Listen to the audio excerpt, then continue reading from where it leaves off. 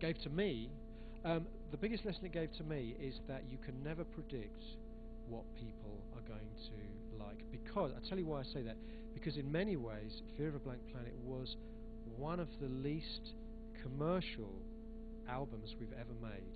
There was nothing on it that you could play on the radio, really, nothing. There was no short songs that were kind of radio friendly at all. And most of our albums before that always had like a couple of songs that could get played on the radio. So in some ways, Fear of a Blank Planet was like a real, we don't care anymore. We're just going to make music to please ourselves. And of course, the great irony of that is it has become by far the biggest commercial success the band has ever had. So that teaches me a lesson, which I kind of already knew already, which is that you should always make music to please yourself, because you can never predict anyway what's going to connect with other people. That's totally true. And now talking about your plans. I mean, I know that you're a really busy artist, producing, doing mixing. Is that true that you're gonna produce an Israeli band, a progressive rock band? There's a band called Orphanland, who they're like progressive metal. They're really interesting. I mean, I love if I'm going to work with anyone, I like to work with people that have something very unique about them, very special. Now, Orphanland are really unique because they're a death metal band from Israel, progressive death metal band from Israel, that sing in like 3 or 4 different languages. They sing in Hebrew, they sing in English, they sing in Arabic, maybe some other languages, and they use music, they use instrumentation from their own culture and other cultures from from the Middle East. And it's a really interesting kind of combination of styles and sounds, which really appeals to me. And I agreed to make a record with them about 2 years ago, and they're still writing it. They're very slow band. I'm sure once they finish it, it's going to be a masterpiece.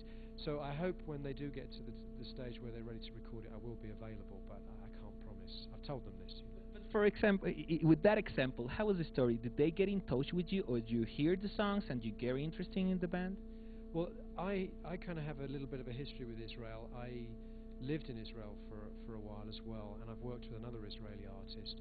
So they kind of got in touch with me through. I mean, to be honest, I didn't know them. They got in touch with me while I was in Israel and played me the music, and I was very impressed, as I say, with the kind of style, the combination of influences. Now, you also were nominated for a Grammy for Fear of Blank Planet, the remix. Do you care about the awards or not that much? I would love to tell you that I'm not interested, but I'd be lying. Do you know what? In some ways, awards are kind of silly because at the end of the day, it's just a few people's opinion, but at the same time, I'm really pleased about it, and I tell you why I'm pleased, because it makes my parents really happy. It's like when you start out going down the route as a young teenager, as I did, of I want to be a professional musician. The first thing your parents do is they're horrified. He's never going to be. How can he possibly make a living in this business? It's a terrible business. They've heard all the horror stories. It happened the same to you. Of course, it happens to you too. Right? Every parent is immediately I would think most parents are horrified when their son or their daughter says, "I want to go." But the thing is, it's great to be able, 20 years later, to be able to say to my parents, "Hey, Mum, Dad, I've been nominated for a Grammy," because for that reason alone, it makes it all kind of make sense for them. So I'm pleased more for them than I am for me in a way. So it does mean something. Yeah. Okay, the last question. There is a rumor about mixing a King Crimson music. Is that true or not?